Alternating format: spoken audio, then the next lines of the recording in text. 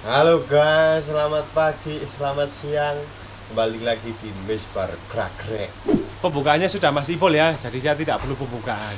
Nah, di video kali ini, mungkin nanti video ini agak panjang, mohon maaf sebelumnya, tapi tonton baik-baik dan tonton sampai habis daripada kalian banyak bertanya-tanya melalui kolom komentar maupun melalui DM saya dan DM-nya Mas Ipul ya, Saiful Misbar ya.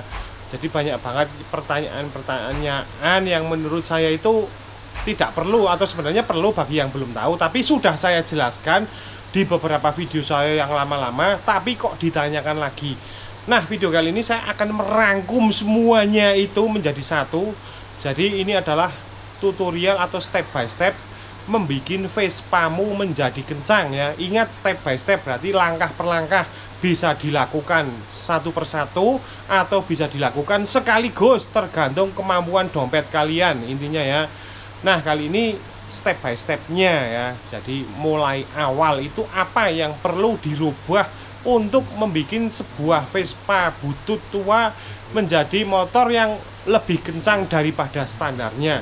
Ingat, saya bilang lebih kencang daripada standarnya ya, bukan paling kencang atau lebih kencang dari ini, dari itu enggak. Oke wis, daripada banyak omong, kita mulai langkah pertama. Nah, di depan saya adalah seperangkat permesinan Vespa yang step by stepnya itu perlu dilakukan atau perlu dirubah atau perlu diganti untuk menaikkan performa Vespa Anda. Namun ingat, di video saya kali ini saya tidak omong atau tidak mau ngomongin hitungan-hitungannya ya, karena setiap perubahan itu sebenarnya ada perhitungannya, ada berapa ukurannya dan berapa sudut kemiringannya dan lain sebagainya. Pokoknya hitung perhitungan saya tidak mau omongkan di sini, karena kalau saya omongkan di sini pasti kalian nanti jadi pusing dan bingung 7 keliling. Jadi yang saya tegaskan di sini ini adalah step by step atau langkah demi langkah menurut anggap saja ilmu kira-kira atau anggap saja rumus yang kebanyakan berlaku di dunia pervespanan atau permotoran ya. Sekali lagi ingat, tanpa perhitungan ya, perhitungan nanti atau mungkin kalau mau hitung-hitungan monggo langsung tanya saja ke langsung ahlinya yang bener-bener ahli atau ahlinya ahli atau core of the core ya, misal macam Ajivas atau Chef Racing atau siapapun itulah ya yang lebih ahlinya ahli. Kalau di sini saya hanya menjabarkan garis besarnya saja atau rumus dasarnya saja. Oke, langkah yang pertama yang harus kalian lakukan adalah pergantian knalpot. Pergantian knalpot menggunakan istilah zaman sekarang itu istilah knalpot racing, atau lebih tepatnya adalah knalpot free flow yang notabene tanpa skat di dalamnya ya. Jadi free flow itu bukan hanya modelnya yang racing, tapi juga sebenarnya didesain khusus tanpa skat di dalam perut knalpot. Ingat, di motor 2 tak knalpot adalah nyawa ya. Jadi pengaruh mesin, performa mesin itu sedikit banyaknya dipengaruhi juga oleh knalpot. Beda dengan 4 tak. Kalau 4 tak nggak ngefek banget, tapi kalau 2 tak pergantian knalpot racing itu bisa menaikkan performa hingga 10% ke atas ya, tergantung untung-untungan dan efek bejo juga.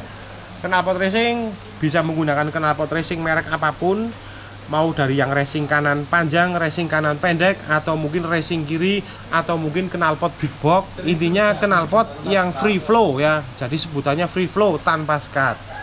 Itu yang pertama ya. Nah, kalau pergantian knalpot kok dirasa masih kurang performanya, bisa naik lagi ke arah pergantian piston. Pergantian piston di sini ada 2. Yang satu hanya mengganti piston saja tanpa menaikkan cc mesin, dan yang kedua mengganti piston sekaligus bore up atau menaikkan cc mesin. Pergantian piston bisa dilakukan dengan menggunakan air king. Saya ngomongin di sini yang pergantian piston yang pertama dulu ya, yaitu pergantian piston tanpa menaikkan cc. Bisa dilakukan menggunakan Seher air king atau Ninja seperti ini. Ini contohnya Ninja ya. Dan ini adalah piston Vespa. Perbedaannya di mana, Bang? Perbedaannya yaitu di ring seher dan jenongnya ya. Ini ya kubahnya, ini sudut pistonnya ya, atas pucukan piston ya. Kalau Vespa itu agak jenong ya, mendeluk, sedangkan kalau Ninja atau Air King lebih papras. Dan ring sehernya kalau Ninja lebih tipis, kalau Vespa lebih tebal. Nah, kok kenapa harus diganti menggunakan seher Ninja atau Eric King? Nah, itu untuk mengurangi gesekan, yaitu di ringnya ya. Ring sehernya kan lebih tipis, mengurangi gesekan. Sedangkan kalau Vespa ring sehernya lebih tebal, memperlambat gesekan, akhirnya mengurangi performa. Intinya garis besarnya seperti itu ya. Kalau dijelaskan secara rumus detail nanti akan jadi kepanjangan banget videonya. Tapi intinya favoritnya adalah pakai piston Eric King atau Ninja. Intinya seperti itu ya. Jadi biar lebih enteng ya, putaran mesin gesekan naik ke atas itu lebih enteng daripada menggunakan piston Vespa asli seperti itu ya. Nah, ini yang opsi pertama tadi ya. Sedangkan yang opsi kedua, menaikkan kapasitas mesin dengan ukuran seher yang lebih besar ya. Kalau tadi yang pertama mungkin pergantian piston menggunakan Eric King atau Ninja bisa di OS 100 atau OS 150, itu belum menaikkan kapasitas cc mesin. A few moments later. Sebentar, pakai sarung tangan biar nggak kotor. Nah, untuk menaikkan kapasitas cc mesin Vespa bisa dimulai menggunakan OS baik Eric King maupun Ninja OS 200 ke atas ya. cc-nya bisa naik menjadi 160 ke atas sampai 172 ya, atau 177 itu bisa ya. Mulai dari OS 200, 225, 250, 300, 350 sampai 400 itu bisa ya. Itu otomatis menjadi bore up atau menaikkan kapasitas cc mesin ya. Jadi otomatis kalau cc mesin menjadi naik dari yang dulu 150 kok menjadi 170, otomatis secara teori performa mesinnya, atau kalau kalian berbicara tentang speed, top speed, otomatis akan naik juga ya. Kasarannya seperti itu bodohnya ya. Nah, sedangkan kalau tidak naik kapasitas cc mesin, penggunaan pergantian piston Ninja atau Eric King tapi cc mesinmu tidak naik, itu juga performa mesinnya akan naik ya, walaupun nggak begitu signifikan tapi minimal lebih enteng ya, lebih enteng. Walaupun mungkin speednya nggak nambahnya juga mungkin nggak begitu signifikan ya, alias sedikit banget. Intinya ring tipis itu untuk meminimalisir gesekan. Terus langkah selanjutnya, otomatis kalau pergantian piston baik menaikkan cc mesin ataupun tidak, otomatis pemangkasan silinder head dipangkas beberapa mili lah ya. Mungkin bisa dipangkas sampai 2 mili dulu. Nah, gunanya apa? Ini untuk menaikkan kompresi atau memadatkan kompresi sebenarnya ya. Memadatkan kompresi dalam artian biar lebih responsif mesinnya. Pemangkasan silinder head belum tentu menaikkan kecepatan sebuah Vespa, itu belum tentu, tapi intinya untuk mengentengkan ya, untuk lebih responsif dan tarikan bisa menjadi lebih enteng daripada tanpa pemangkasan silinder head. Intinya seperti itu garis besarnya, gampangannya. Kalau mau berbicara rumus ya itu nanti jauh banget ya, belum sampai ke situ ya. Karena untuk berbicara tentang rumus itu berarti harus ada TMA dan TMB ya, dan itu harus diukur juga derajatnya ya. Sudut derajatnya berapa, angkanya berapa, itu harus diukur juga.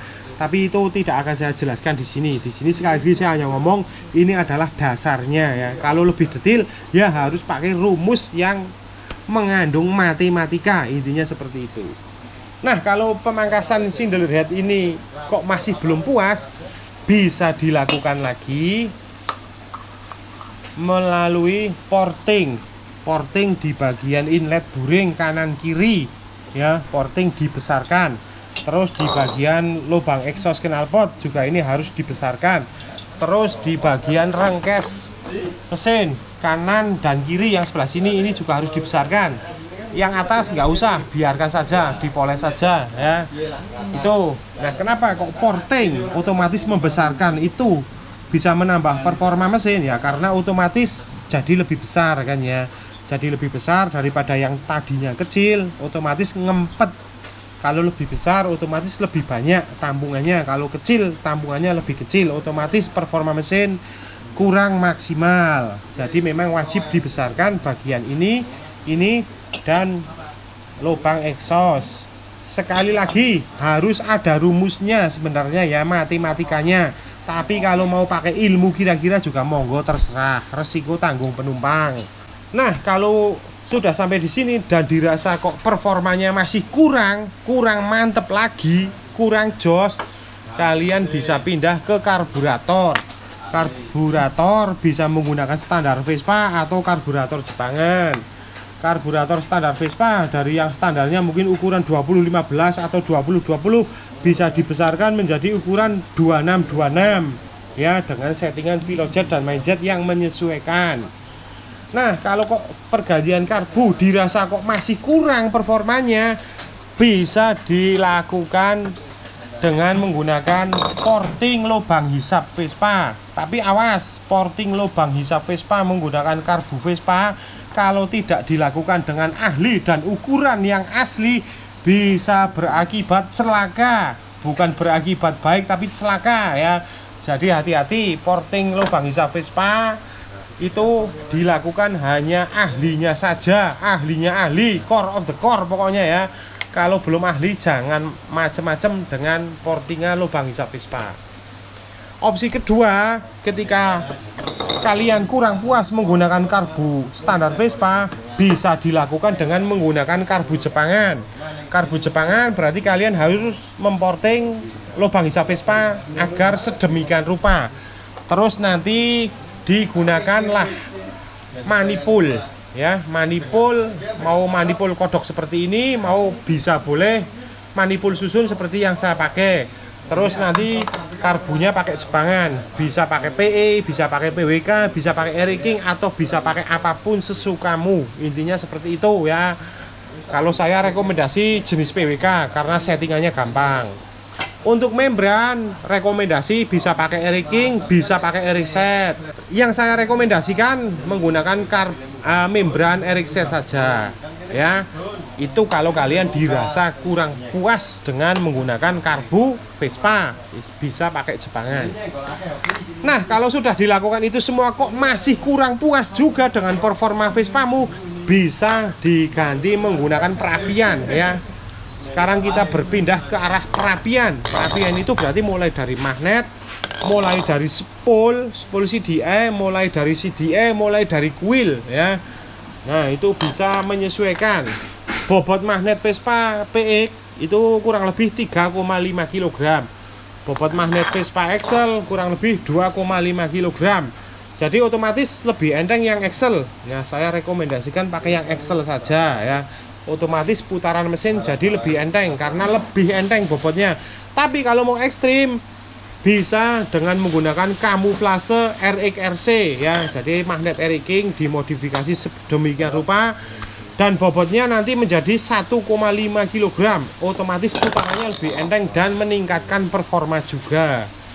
Nah, untuk CDI saya rekomendasikan sebenarnya pakai CDI TIIC ya. TIIC itu standar asli Vespa original.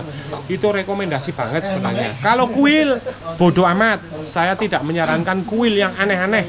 Kuil yang penting sehat, waras, monggo kuil. Kalau CDI TIIC. Itulah step by step atau langkah demi langkah untuk menaikkan performa Vespamu. Ya, tapi ingat itu hanya garis besarnya saja langkah-langkahnya ya. Kalau mau lebih detail ya harus ada rumusnya, ilmu-ilmunya yang tidak bisa dijelaskan di sini ya, Pol. Karena setiap rumus di Vespa itu pasti berbeda. Nah, semua yang saya jelaskan tadi itu adalah produk lokal semua ya. Jadi step by step atau langkah demi langkah yang saya jelaskan tadi itu selain merupakan produk lokal semua atau dari spare part lokal atau spare part yang murah lah ya, biasa atau biasa kita dapatkan di Indonesia, itu juga langkah demi langkahnya adalah menurut saya sendiri. Kalau ada orang lain langkah demi langkahnya berbeda, ya monggo silakan berbagi karena berbagi itu indah. Berbagi itu tidak hanya pakai uang, pakai ilmu juga bisa, pakai tenaga juga bisa dan lain sebagainya. Jadi sekali lagi ini adalah step by step atau langkah demi langkah menurut saya sendiri. Kalau pengen lebih wah lagi, kalian bisa menggunakan produk import kayak Malossi, Pinasco, SIP dan lain sebagainya ya, mulai dari buring, block set, karburator, perapian Malossi dan apapun, silahkan pakai produk impor tergantung isi dompet kalian masing-masing. Dan yang saya jelaskan kali ini juga adalah langkah demi langkah untuk menaikkan performa Vespa kalian dalam bentuk masih standar, maksudnya masih umum ya, masih wajar ya. Pergantian atau rubahan yang saya lakukan tadi, yang saya jelaskan tadi itu masih wajar. Ada lagi yang lebih ekstrim, misalkan pemakaian block set menggunakan Ninja, atau block set full menggunakan Eric King. Terus ada juga yang menggunakan manifold tanem, intake tanem yang dicor dulu dan lain sebagainya ya. Itu lebih ekstrim lagi ya. Itu tidak akan saya jelaskan karena udah merubah tatanan sebenarnya ya. Udah merubah tatanan Vespa. Bahkan yang saya jelaskan tadi juga sebenarnya udah merubah tatanan Vespa, tapi tidak begitu ekstrim. Gitu bedanya, intinya seperti itu. Jadi silakan, monggo ikuti cara saya, atau mungkin ada cara yang lebih baik, silakan ikuti menurut kemauan kalian masing-masing. Ingat ya, apa yang saya jabarkan di sini adalah garis besarnya. Karena walaupun saya menjabarkan rumusnya detil demi detail, sedetil apapun rumusnya, itu setiap mesin walaupun mereknya sama, tipenya sama, tapi mesinnya berbeda dan rumusnya sama, itu bisa saja hasilnya berbeda. Intinya seperti itu ya. Jadi spare part yang kalian pakai sama, rumus yang kalian pakai sama, apapun yang kalian pakai sama, cuma beda mesin ya, beda mesin tok ya. Walaupun mesin itu mungkin sama-sama pakai mesin Excel, tapi ada mesin dua dengan rumus yang sama, apapun sama, tapi bisa saja nanti hasilnya berbeda. Intinya seperti itu ya. Ibarat kalau kalian beli motor baru di dealer Yamaha NMAX, sama-sama beli baru, coba kalian tes top speed, sama-sama penunggangnya, bobotnya sama, bentuknya sama, mukanya sama penunggangnya, tapi belum tentu bisa seimbang. Pasti ada yang kalah salah satu dan menang salah satu. Itulah hukum alam.